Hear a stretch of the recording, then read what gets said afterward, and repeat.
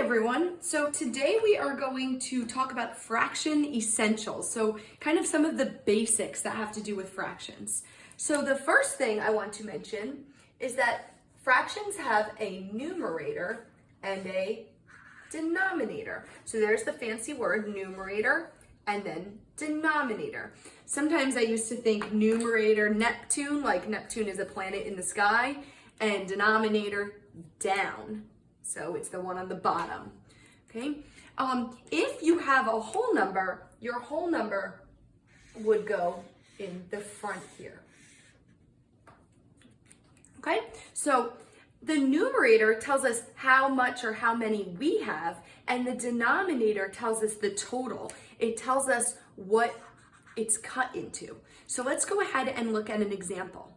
If we have 1/4, we can actually read that as 1 out of 4 pieces. So it's 1 is what we have out of 4 cut pieces total. Okay, so here's a picture of it. So if you look at this pizza, we can make it like a, I don't know, pepperoni pizza. We have 1 piece out of 4. So something else that you'll hear in fractions a lot, and hopefully this sounds a little familiar from last year, is equivalent. And we started actually talking about this a little bit yesterday. Equivalent fractions, you hear that word in there, it's equal, okay? So if you have 1/4 of a pizza, but then we have that same size pizza, so the whole has to be the same. So there's my pizza, but now somebody decided to cut that pizza, instead of fourths, they cut it into eighths. Okay, so you have that same amount, but now, instead of 1/4 that you had here, we can say, wait, this is equivalent. It's the same amount of pizza, but I can't call it fourths anymore because it's not cut into fourths. Now it's cut into 1, 2, 3, 4, 5, 6, 7, 8. So we have to think about, well, 1/4 is how many cut into, remember, cut, like the knife, how many eighths, okay? And sometimes we can draw a model to help us, okay? So in this instance, we're drawing a model to help us, and we can see 1/4 is the same as 2/8, okay? So we can get our answer of 2. But I want to show us another way we can do it. Now, in my class last year, we would pretend we were giving coins. So, what coin would you give a 4 in order to turn it into an 8?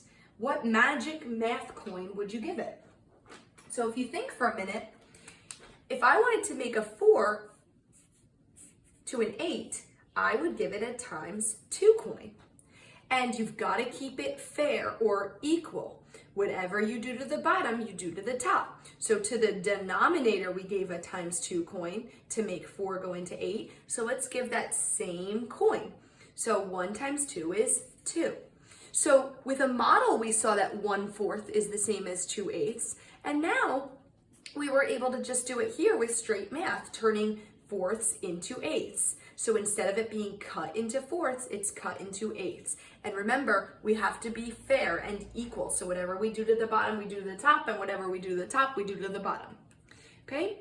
The last thing I want to tell you, just one of like the real basics about fractions, is something you'll hear a lot, which is called simplest form. Now, you do not need to know how to find it yet, but I want to show you that 1/4 is the smallest way you can represent this fraction. So let's look at this really quick. Let's look at 2/8. Oh gosh, now it's cut into 16ths. Do you see that? It's cut into 16ths. So how can we make this equivalent? What coin would you give 8 to turn it into a 16? I would give that a ×2 coin. Do the same thing to the top. 2 × 2 is 4. So we just learned that 1/4 is equivalent to 2/8, is equivalent to 4/16, and we could keep going and going. But 1/4 is special. Even though they're all worth the same amount, 1/4 has something special about it. And if you notice it, it's in the smallest form that it can be in. It can't be cut any less than this. Because if you try to make this less, well, this is already 1, so that's not going to work. So this is in simplest form. And later on, we'll learn how to find simplest form, but I just want you to be aware that fractions have an equivalent fraction that is it's as low as it can go. It's in the smallest, sometimes I call that, here, I'll draw a little picture. Sometimes I call it a little baby fraction. It's just like a little baby, okay? So those are, I'd say, some of the most important things about fractions. The fact that we recognize that they're numerator denominators, that they're cut into different pieces, that we can find equivalent fractions, and that equivalent fractions, we can find a bunch of them, but the smallest version is called simplest form. Okay, so, and then we can use models to help us, or just math, and we'll be using both in this unit.